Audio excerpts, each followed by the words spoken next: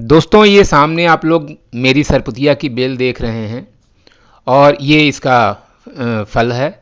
आप लोग ये देखिए।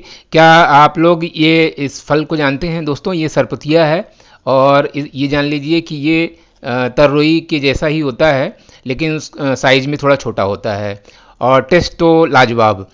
तो दोस्तों, आज मैं आपको पूरा स्टेप बाय स्टेप बताऊंगा कि सरपुतिया का पौधा बीज से आप कैसे लगा सकते हैं। तो इसके लिए दोस्तों, सरपुतिया का सूखा बीज चाहिए। एक्चुअल में क्या था कि पिछले साल जो मैंने सरपुतिया की बेल लगाई थी, तो उसमें से कुछ फल मैंने यूं ही उसी बेल में ऐसे ही सूखने के लिए छोड़ दिया था। तो मुझे कुछ बीज इस तरह से मिल गए हैं। ये इसका देखिए सीड पॉड है। तो सीड पॉड में ढेर सारे छोटे छोटे काले काले बीज हैं।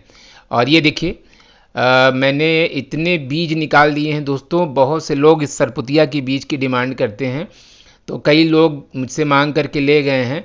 और दोस्तों, जिनके पास ज़मीन है लगाने के लिए, तो उनके यहाँ तो काफ़ी ज़्यादा इसका प्रोडक्शन बहुत ज़्यादा होता है और ये 2 महीने तक खूब जम के फ्रूटिंग, गुच्छों में इसमें फ्रूटिंग आती है। तो फ्रेंड्स, ये आप इसका काला काला बीज देख रहे हैं और जिसे मैंने इसके सीड पॉट से निकाला है। और अब चलिए पूरा प्रोसेस हम लोग देखते हैं कि कैसे इसकी बीज लगाई जाती है। तो ये सामने कुछ पॉट हैं, कुछ कप्स हैं और ये छोटा सा एक गमला है और एक छोटा कंटेनर भी है, कुछ एक ग्रो बैग है। यानी कुछ छोटे छोटे चीज़ों में मैं इसका पहले सीड लगाऊंगा, यानी सीडलिंग करूंगा। तो दोस्तों, ये कप जो है या कोई भी पॉट है, उसमें नीचे आप एक होल ज़रूर कर दें, जिससे कि एक्स्ट्रा वाटर उसमें से निकल जाए। और बस ना, और कुछ नहीं। या तो अगर आपके पास कोकोपीट है या भूसा है या मिट्टी है, तो मिट्टी जो है सूखी होनी चाहिए, थोड़ा बहुत ज़्यादा लिदलिदी, यानी पानी से बिल्कुल भीगी एकदम नहीं होनी चाहिए, थोड़ा सा मतलब उसमें नमी हो। और आप इस तरह से मिट्टी को तैयार कर लें और जिस पॉट में भी लगाएं दोस्तों, उसमें नीचे ज़रूर होल होना चाहिए। तो चलिए लगाते हैं फिर।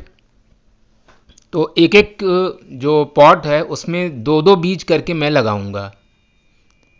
ये देखिए, ये जो आप छोटा सा प्लास्टिक का ग्लास देख रहे हैं, उसमें मैंने 2 बीज लगा दिया है। हमेशा जब भी बीज लगाएं आप पेयर में लगाएं।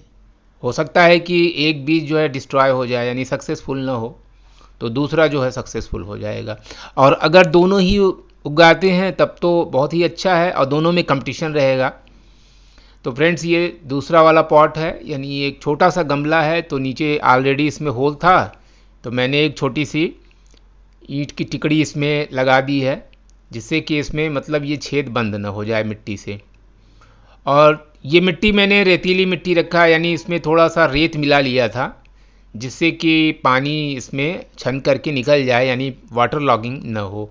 वाटर लॉगिंग होने से क्या होता है कि जो बीज है उसमें फंगस लग जाता है और वो ख़राब हो जाता है। तो दोस्तों, आप इस तरह से आप जितने भी पॉट आपके पास हों, उसमें इस तरह से बीज लगा देना चाहिए। ये जो सरपुतिया होता है, ये बिल्कुल तर्रोई के स्वाद जैसा ही होता है, लेकिन तर्रोई से इसकी मिठास ज़्यादा होती है।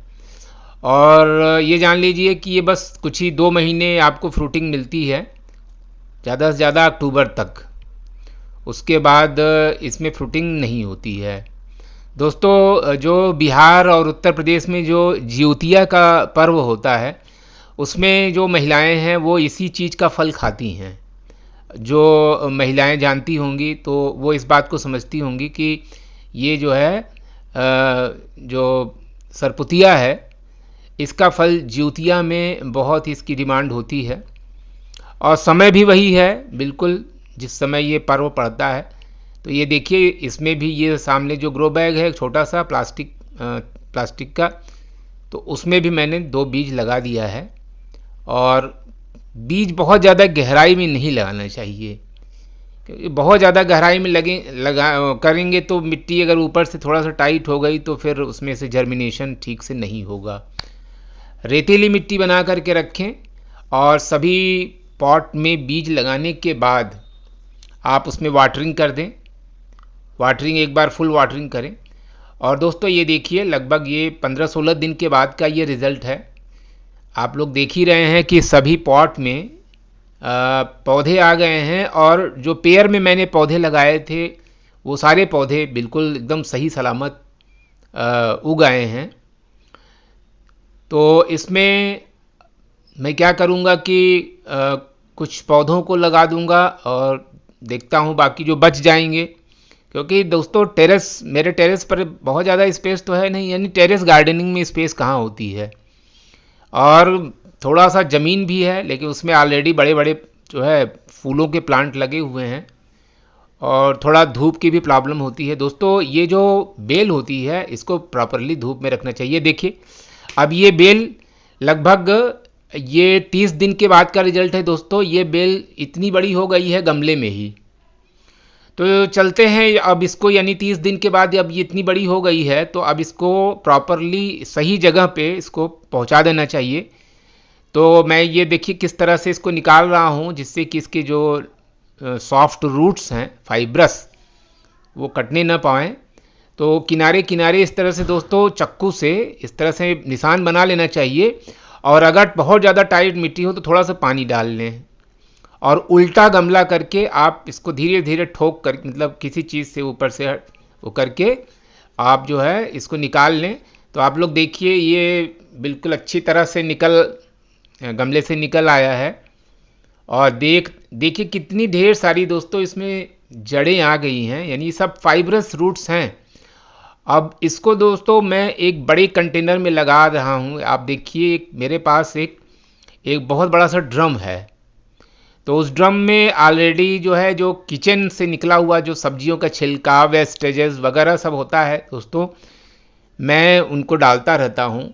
और ये देखिए दूसरे वाले पॉट यानी ग्रो बैग में भी जो मैंने लगाया था वो भी काफ़ी ज़्यादा बड़ी हो गई है। तो अब इसको भी इसी तरह से लगाएंगे। तो इसका जो पॉलीथीन आप लोग देख रहे हैं उसको मैं धीरे से फाड़ दूंगा। और दोस्तों ये देखिए कुछ सूखी पत्तियां हैं। दोस्तों नीचे जो पत्तियां बिल्कुल जड़ के पास जो पत्तियां होती हैं उनको निकाल देना चाहिए, क्योंकि वो सकर्स, उनको सकर्स कहा जाता है, और ये सकर्स जो है बहुत तेज़ी से एनर्जी खींचते हैं। इनको निकाल दें, और जो घास वगैरह हो, जो वीड्स वगैरह हैं उनको भी सफाई कर दें, अच्छे से निकाल वगैरह दें, क्योंकि इनको निकाल देना चाहिए। ये देखिए नीचे से सकर्स, ये इसको मैं निकाल दे रहा हूँ। और इसके बाद आप लोग देखेंगे कि ये पॉलीथीन को मैं धीरे से हटा दूंगा। ये सारे सकर्स को मैं हटा दे रहा हूँ, इसकी कोई ज़रूरत नहीं है, ये पौधों के हेल्थ के लिए ठीक नहीं है, इनको हटा देना चाहिए। और काफ़ी लंबी बेल हो गई है दोस्तों। अब इसमें मैं बड़े वाले जो कंटेनर है मेरे पास उसमें इसको मैं लगाऊंगा। तो धीरे से ये पॉलीथीन मैं इसको फाड़ ले रहा हूँ। ओ देखिए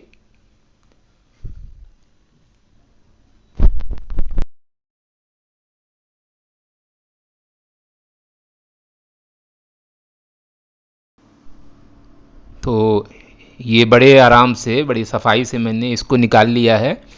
और इसकी जो फाइब्रस रूट्स आप लोग देख रहे हैं सबकी सब सही सलामत हैं। कई पौधे हो गए हैं सरपुतिया के, और सभी को इस कंटेनर में, बड़ा सा कंटेनर है उसमें लगा दे रहा हूँ। ये देखिए मैंने इसको लगा दिया है। फ्रेंड्स इस कंटेनर में बस किचन वेस्टेज, यानी किचन से जो निकलने वाली जो सब्जियां वगैरह होती हैं उनके छिलके, उन्हीं को डाल देता हूँ। सबसे बढ़ के तो जो प्याज के छिलके होते हैं और लहसुन के छिलके, और ये बड़े ही कमाल का काम करते हैं दोस्तों। इनमें पोटेशियम और फास्फोरस होता है जो कि पौधों के लिए बहुत ही ज़रूरी होता है। और फ्रेंड्स मैं अपने जो सब्जियों के मेरे प्लांट्स हैं उनमें मैं जो पुरानी गोबर की खाद होती है उन्हीं को डालता हूँ। तो ये देखिए मैं इसकी जो बेल है ये मैंने बना लिया है, रस्सी और तार की सहायता से इसको ऊपर की तरफ चढ़ा दे रहा हूँ। फ्रेंड्स जो वाइन होती है यानी बेल, उसको किसी न किसी सहारे से आपको ऊपर चढ़ा देना चाहिए। ये अच्छी तरह से ये फैलती है। ये ज़मीन में इसको न फैलाएं, फ्रेंड्स, ज़मीन में जो फैलाने वाली चीज़ होती है वो उतनी तेज़ी से डेवलपमेंट नहीं करती है। यानी जो वाइन होती है, बहुत लोग जो है कोहड़ा और लौकी को ज़मीन में फैला देते हैं, लेकिन उसमें क्या होता है ना कि उसके जो फल होते हैं वो ज़मीन के टच में रहते हैं तो सड़ जाते हैं। ये देखिए, ये तीसरा जो मैंने डिब्बे में लगाया था, इसको भी मैं निकाल ले रहा हूँ आराम से। ये निकालने का तरीका देखिए, कितने आराम से ये पूरे अच्छी तरह से ये निकल आ रहा है। बस धीरे से हल्का सा प्रेशर मैंने दिया है दीवार के सहारे, और ये पूरी की पूरी एकदम बड़ी सफाई से ये निकल आया। और इसको भी मैं उसी कंटेनर में लगा दे रहा हूँ। ये कंटेनर काफ़ी बड़ा कंटेनर है, वो जो जिसमें पानी वगैरह भर के रखा जाता है, तो उसी में ये सब्जियों की बेल मैं हर साल लगाता हूँ। और सब्जियों के जो छिलके वगैरह होते हैं उनको इसी में डाल देता हूँ, और पौधों को उसी से ताकत मिलती है। ये सब्जियों के छिलके बड़े ही कमाल के होते हैं दोस्तों। इनके लिए मैं कोई एक्स्ट्रा फर्टिलाइज़र वगैरह मार्केट से मैं नहीं खरीदता हूँ, और खूब अच्छी इसमें फ्रूटिंग वगैरह हो जाती है। और ये देखिए, मैं जो नीचे की जड़ के पास जो पत्तियाँ हैं उनको कट कर दे रहा हूँ, और इस जड़ को प्रॉपरली मैं अच्छी तरह से ढक दे रहा हूँ। और इसके बाद मैं इसमें थोड़ा पानी डाल दूँगा स्प्रे करके। ये देखिए, इस तरह से मैं पानी डाल दे रहा हूँ। दोस्तों, अपने गार्डन में जो सब्जियां लगाई जाती हैं वो प्योरली ऑर्गेनिक होती हैं, उनमें कोई भी केमिकल का इस्तेमाल नहीं होता है। तो ऑर्गेनिक सब्जियों की का जो टेस्ट होता है वो बिल्कुल अलग, एकदम अलग होता है, और हेल्थ की दृष्टि से भी वो मार्केट की सब्जियों से बहुत ज़्यादा बेनिफिशियल होता है। तो इसको भी देखिए आप लोग, मैंने रस्सियों की सहायता से और तार की सहायता से ये ऊपर की तरफ चढ़ा दिया है, और ये इसी पर फैलेगी। तो दोस्तों, ये जो मैं अपने सब्जियों के पौधों में डालता हूँ, ये सामने आप लोग देख रहे हैं। ये जो अनाज का पानी होता है, यानी चना वगैरह भिगोया जाता है सुबह खाने के लिए, मूंग चना, तो उसका जो पानी निकलता है दोस्तों, ये बहुत ही स्ट्रेंथ इसकी बहुत ही ताकतवर होता है। ये पौधों के लिए बहुत बढ़िया चीज़ है ये। तो जैसे चावल धोया जाता है तो उसका जो सफ़ेद पानी होता है उसको भी पौधों में डाल देता हूँ। यानी कुल मिलाकर के जो किचन से निकलने वाले जो वेस्टेजेस होते हैं उन्हीं का इस्तेमाल मैं अपने गार्डन में करता हूँ। तो इस समय ये 1.5 महीने के बाद का अपडेट है, और ये जो इसकी वाइन है, यानी जो बेल है, वो अच्छी खासी डेवलपमेंट ले रही है सरपुतिया की। दोस्तों, सरपुतिया बहुत कम लोग जानते हैं, और ये सब्जियों की दुकानों पर ये मिलती भी नहीं है। वो सब्जी की दुकान पर सिर्फ तर्रोई मिलती है। तो ये तर्रोई का एक छोटा फार्म होता है, बिल्कुल छोटा फार्म। आप इसकी फ्रूट तो देखें ही, तो मैंने आपको दिखाया है इसका फ्रूट।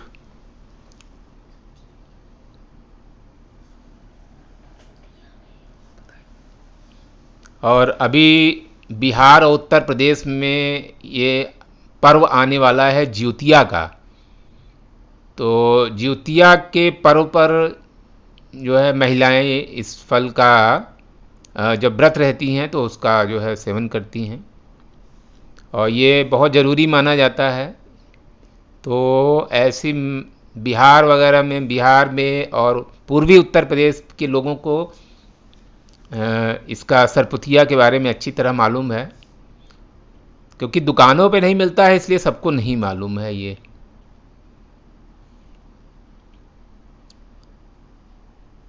तो फ्रेंड्स, ये देखिए, ये फ्रूट्स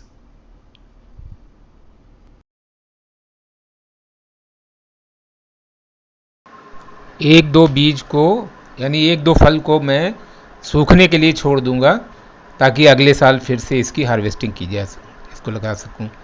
तो वीडियो कैसा लगा फ्रेंड्स, प्लीज़ कमेंट करके ज़रूर बताइए।